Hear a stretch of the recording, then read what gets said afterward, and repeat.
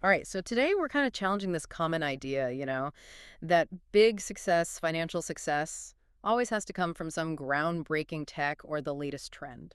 Exactly. We're digging into an analysis that suggests something, well, much simpler, maybe even a bit boring. Ah, yeah, boring is the word. Uh-huh. So our deep dive today is going to unpack 5 businesses that seem, let's say, unglamorous. Definitely unglamorous, Mm, but they are quietly making serious cash.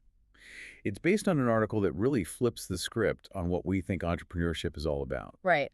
Our mission basically is to uncover why these overlooked ventures work so well. The simplicity, the profitability. And maybe find some universal lessons in there about just solving everyday problems. We're after the secret sauce, you could say, behind these mundane millions. And this isn't just about these 5 specific businesses, is it? It's more about shifting perspective. Totally. Getting you, the listener, to maybe see opportunities differently, those aha moments that might be hiding right under your nose. Good point. Oh, and just for context, we'll be mentioning some figures in Kenyan shillings. Kijush. Right. So to give everyone a rough idea, Kishi Jush 100 is about, what, 0.75 US dollars, give or take? Yeah, something like that. So keep that conversion in mind as we go through the numbers. Okay. So let's kick off with the main idea from the source material we're looking at.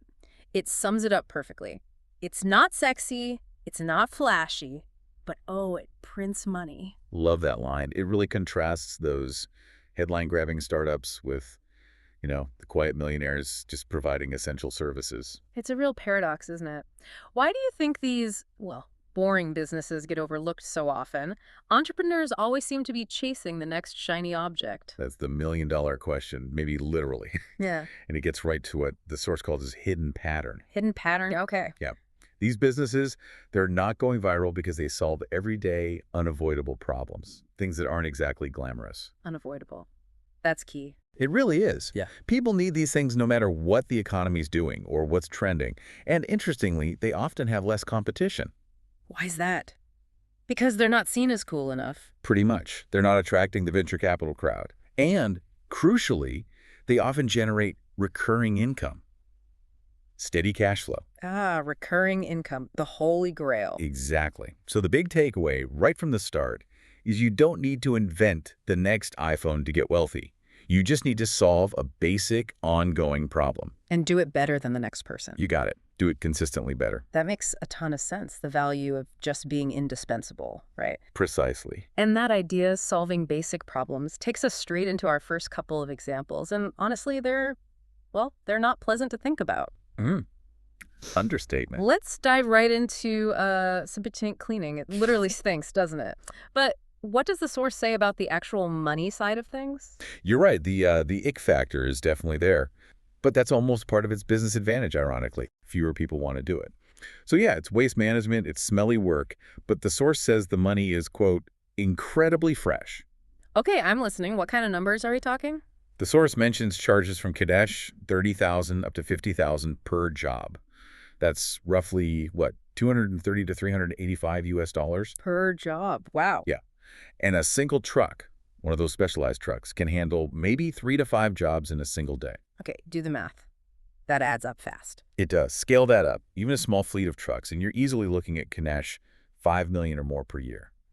Over $38,000 USD annually. Per truck, basically. And the demand is constant, presumably. That's the crucial point the source makes.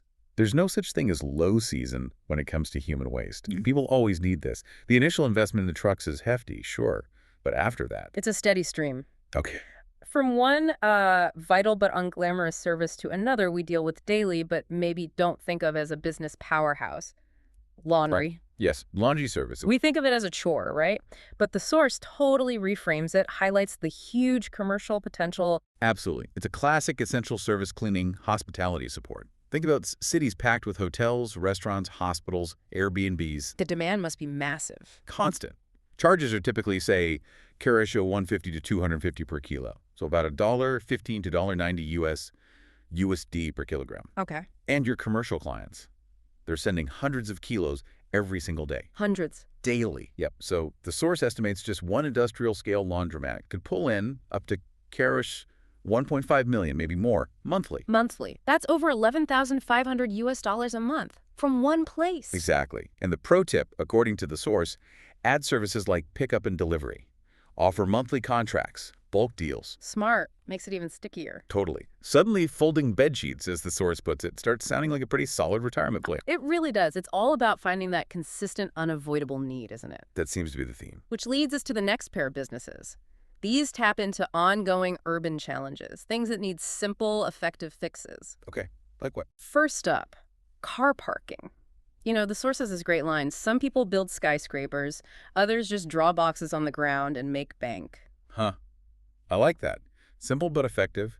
Real estate and leasing at its most basic. And it's an urban goldmine, especially in crowded spots. Think Nairobi CBD, Mombasa town. Oh yeah, parking is always a nightmare in those places. So what are the numbers? Average charge, maybe cage, 200 to 300 per car per day. That's like $1.50 to $2.30 USD. Okay. So imagine a lot maybe holds 50 cars. That could potentially bring in cage $450,000 a month. Wow. Nearly $3,500 US a month. And the beauty is the minimal cost, right? The source says just land, lines, and a watchman. That's incredibly lean. Of course, securing the land is the tricky part. True, but some entrepreneurs get creative, leasing temporary spots near busy hubs, bus stops, universities, office blocks. Makes sense. Adapting to the demand. The motto is basically, let others hustle. You just provide the space. I love it. Okay, so from providing space to dealing with things that invade our space. Pest control. Another pleasant topic. Right. Equally unappealing, maybe even more so.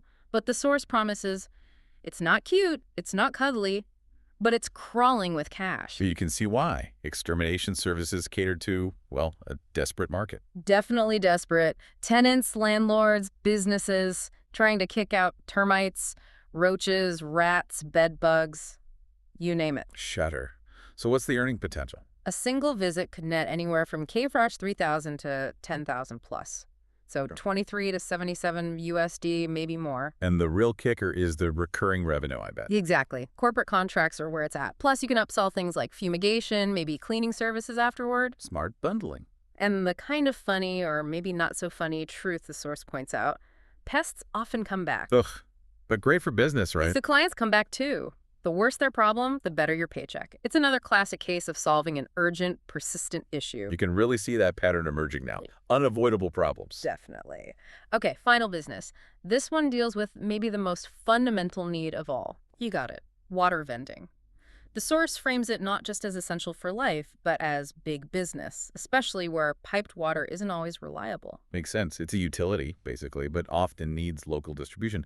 So how does it work? Well, you can get a water ATM machine, like a self-service dispenser, for about cash 100,000 to 150,000. That's 770 to 1110 of 150 USD, roughly. Okay, relatively low entry cost compared to, say, the septic truck. Right. And you sell the water for maybe cash 5 to 10 per liter. Per liter, okay. So if you sell just 1,000 liters a day, that's potentially cash 10,000 daily income, about 77 USD a day. Not bad at all. And I guess you can expand beyond just the ATM. Exactly. Delivery services are key. Using local motorcycle taxis, bodas, or even small trucks. Serving who? Apartments, businesses? Yep. Apartments, salons, car washes, local kiosks. Anywhere that needs a reliable water supply. The bottom line, as the source says, is simple. Everyone drinks water. You just need to sell it well. And reliably.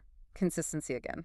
So let's pull back. We've looked at septic tanks, laundry, parking, pests, water, wildly different things. Yeah, really diverse. But what's the common thread? That hidden pattern you mentioned earlier really seems to hold up across all of them, doesn't it? It absolutely does. And this is where it all kind of clicks together, you know. Go on. As we've seen, what unites them, just like the source highlights, is first, they solve these everyday, unavoidable problems. Right. Not niche interests. Universal needs. Exactly. Second, they tend to have lower competition, partly because they aren't considered sexy. They don't attract the hype. So less crowded fields. Generally, yes. And third, that crucial point, recurring income. Either the demand itself is constant, like waste or water, or you get repeat clients, like with pests or laundry contracts. It's striking how that pattern plays out everywhere, from waste management to, well, selling water. It really proves the resilience, the predictability of just solving fundamental needs, stuff that doesn't really change much with tech fads or market swings. So the big conclusion is, You don't need the next revolutionary invention to build wealth. You just need to find a basic problem and, importantly, solve it better than the competition. More reliably, more efficiently, whatever better means in that context. that feels so practical and almost obvious once you see it laid out like that. Yeah.